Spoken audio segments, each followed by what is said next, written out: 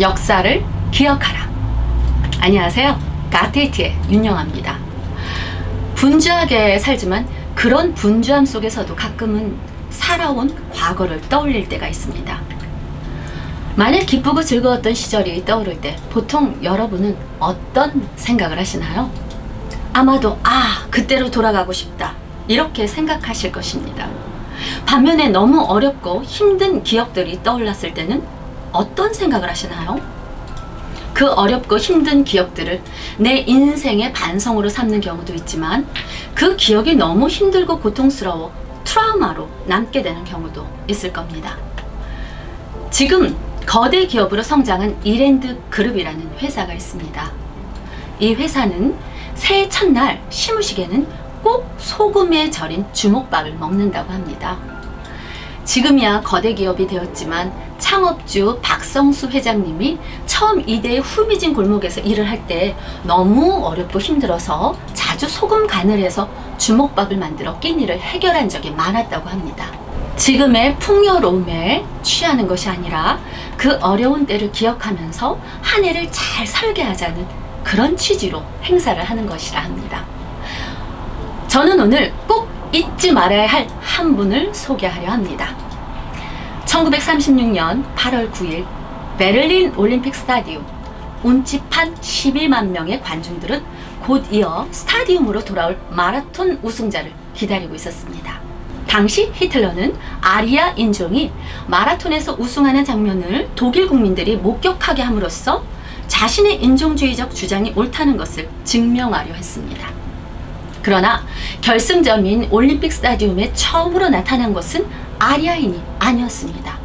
그렇다고 독일의 동맹국이었던 일본인도 아니었습니다. 올림픽 스타디움으로 제일 먼저 들어온 선수는 당시 일본의 식민지 조선이라는 나라에서 온 아주 작고 깡마른 선수였습니다. 그 작은 조선 마라토너는 2시간 29분 19초라는 당시 세계 신기록을 세우며 금메달을 거머쥐었습니다. 이 선수가 바로 손기정 선수입니다. 당시 히틀러는 기꺼이 그와 악수하려 하였고요. 히틀러를 도와 인종주의적인 다큐멘터리 올림피아를 제작하던 독일의 영화감독 레니 리펜슈탈은 3시간짜리 다큐멘터리 중에 10분 이상을 손기정이 뛰는 모습으로 채웠다고 합니다. 최근 손기정 선수와 관련한 한 기사를 접하게 되었는데요. 그 기사는 일본 올림픽위원회 JOC가 손기정 선수를 일본인처럼 소개하고 있어서 문제가 되었다는 기사였습니다. 일본 올림픽위원회 JOC 이 사이트 내에 역대 올림픽 일본 대표 선수단 기록 검색을 보면 대회명 제11회 올림픽 경기 대회 1936년 베를린 경기 종목 육상 경기, 도로 경기, 마라톤 선수명 손기정 최종 결과 남자 마라톤 금메달 2시간 29분 19초 이라고만 설명하고 있다고 합니다. 손기정 선수에 대해 당시 시대적 상황이나 어떤 배경 설명 없이 일본 대표 선수처럼 소개하고 있다는 것인데요. 사이버 외교사절단 반크를 이끄는 박희태 단장은 손기정 선수는 국내외 스포츠계에서 공식적으로 인정한 한국인이고 대한체육회가 선정한 초대 대한민국 스포츠 영웅이라며 손기정 선수를 일본인처럼 소개한 JOC에 대해 시정을 요청했다고 합니다. 하지만 일본 정부는 여전히 묵묵부답이라고 합니다. 특히 박희태 단장은 국제올림픽위원회 IOC가 공식 홈페이지에 소개한 내용을 일본 올림픽위원회 JOC에게 전달하기도 하였는데요. 국제올림픽위원회 IOC 공식 홈페이지 기록을 보면은요, 손기정 선수는 한국인이며 1936년 베를린 올림픽 당시 한국은 일제 식민지 시기에 있었고 광복 후 그는 1988년 서울 올림픽 때 성화를 봉송하기도 했다 소개하고 있습니다. 이 내용대로 일본 올림픽위원회 JOC가 바로잡을 것을 요청한 것이었습니다. 게다가 일본 정부는 지난해 3월 도쿄올림픽 주 경기장 인근에 문을 연 올림픽 박물관 내에 역대 일본인 금메달리스트 전시 코너에서도 월계관을 쓴 송기정 선수를 최상단에 배치해 일본인처럼 해놓기도 했습니다. 전시물에는 일본어로 손기정 1936년 베를린 대회 육상 경기 남자 마라톤 선수라고만 설명을 달아놨다고 합니다. 이 사실도 시정 요구를 하였지만 올림픽 박물관 역시 어떠한 반응도 내놓고 있지 않다고 합니다. 송기정 선수는 1912년 신의주에서 태어났습니다. 가난했던 그는 어린 시절부터 장사에 나서야 했었고요. 소학교를 졸업한 후 16살 무렵에는 중국 단둥의 회사에 취직했었습니다. 이 무렵 송기정은 차비가 없어서 신의주에서 압록강 철교 또 단둥에 이르는 20여 길을 매일 달려서 출퇴근하였다고 합니다. 그런데 아이러니하게도요, 그런 가난이 그의 체력 단련에 도움이 되었습니다. 손기정은 소학교 6학년 때 안희전, 그러니까 중국 안동과 신의중 간 대항 경기에 출전하여 어른들을 제치고 5000m에 우승하였고요.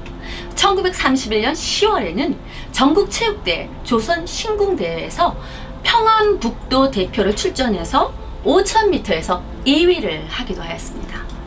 그리고 이듬해 1932년 동아일보 주최 하프 마라톤에서 2위를 하면서 이 인연으로 양전고보에 입학하게 됩니다.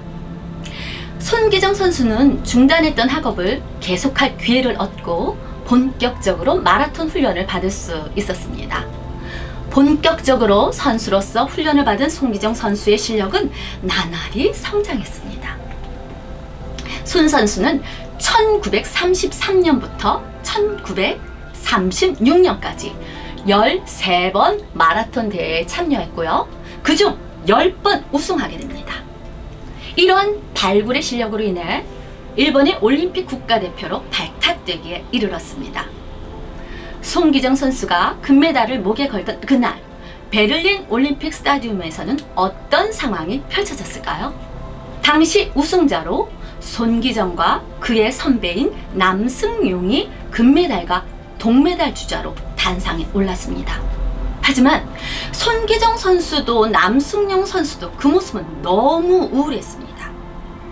당시 은메달을 딴 하퍼 선수의 해맑은 표정과 대조적이었죠. 스타디움의 일장기가 오르고 일본 국가 기미 가요가 흘러나올 때 월계관을 쓴 손기정과 남승용은 더욱 고개를 숙였다고 합니다. 손기정 선수는 아예 월계수나무로 일장기를 가렸습니다. 이후 손기정 선수는 그때 받은 월계수나무가 있어 일장기를 가릴 수 있어 좋았다고 말하기도 했다고 합니다. 이후 손기정 선수는 월계수나무로 일장기를 가렸다는 혐의를 받아 이후 경기 출전이 금지되었고요. 일거수일투족 감시당해야 했다고 합니다. 어찌 우울하지 않았겠습니까? 어찌 슬프지 않았겠습니까? 고통스럽게 발로 뛰어 얻은 이 영광이 조국의 것이 아니라 조국을 무력 침략하여 국권을 피탈한 일본의 것이 되었으니 말입니다. 하지만 그래도 일본 국적으로 나가서 딴 금메달이었지만 송기정 선수의 마라톤 우승 소식은 당시 조선인들에게 한없는 기쁨과 희망이 되었습니다. 이후 당시 조선중앙일보는 인쇄 품질이 나쁜 것을 이용해 일장기가 흐려져 잘 보이지 않게 만들어서 이 사진을 신문에 올렸고요. 이 일장기 말소 사건으로 조선중앙일보는 폐간하였고요. 동아일보는 무기간 정간을 당하기도 하였다고 합니다.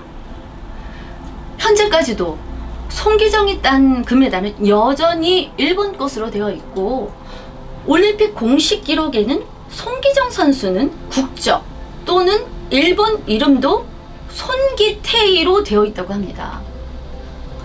살아생전 송기정 선수는 이것을 바로잡기 위해 무척이나 애썼지만 일본 올림픽위원회가 손기정에 대한 국적 변경 신청을 해주지 않아 실현되고 있지 않고 있습니다.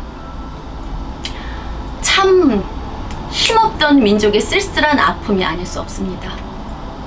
그런데 힘들게 딴 금메달을 조국의 영광으로 돌리지 못한 한 때문이었을까요? 1936년 송기정 선수가 베를린 올림픽에서 금메달을 딴 후 그로부터 56년 뒤인 1992년 바르셀로나 올림픽에서 황영조 선수가 금메달을 따게 됩니다. 정말 아이러니한 것이요. 황 선수는 당시 몬주익 언덕에서 치열하게 경쟁한 선수가 다름 아닌 일본 모리시타 선수였습니다. 일본과 우승을 놓고 치열하게 경쟁하였고 결국 일본 선수를 제치고 우승을 차지하게 된 것입니다. 황영조 선수가 금메달을 딴 그날도 송기정 선수가 금메달을 땄던 8월 9일이었습니다. 그때 송기정 선수는 직접 주경기장에 참석해 황 선수를 기다렸다고 합니다. 황현주 선수가 주경기장에 들어오자 송기정 선수는 너무 기쁜 나머지 황영조 선수와 나란히 손을 잡고 주경기장을 한 바퀴 돌았다고 합니다. 조선이 해방한 지 75년이 흘렀습니다. 75년이 흐른 지금 우리나라는 세계 8위의 강국이 되었고 한류로 전 세계 문화를 선도해가는 멋진 나라가 되었습니다. 하지만 힘없고 가난했던 그 시절 모든 국민들에게 기쁨과 소망을 주었던 송기정 선수의 애국의 투혼 결코 잊어서는 안 될 것입니다. 일본의 과거사 문제도 그렇습니다. 일본의 과거사 문제는 단순히 지난 일로 치부할 수 없는 일들입니다. 역사 왜곡 문제, 위안부 문제, 강제징용 문제 등등 해결하고 바로 잡아야 할 역사적 문제들이 산적해 있습니다. 그런데 이런 과거의 문제를 미온적으로 넘겨버리면 역사적 왜곡이 역사적 사실이 되어버리게 될 것입니다. 송기정 선수의 아픔의 역사도 이젠 바로 잡아야 할 역사적 사실임을 기억해야 할 것입니다. 여러분은 무엇을 기억하고 계신가요? 가데이트의 윤영아였습니다.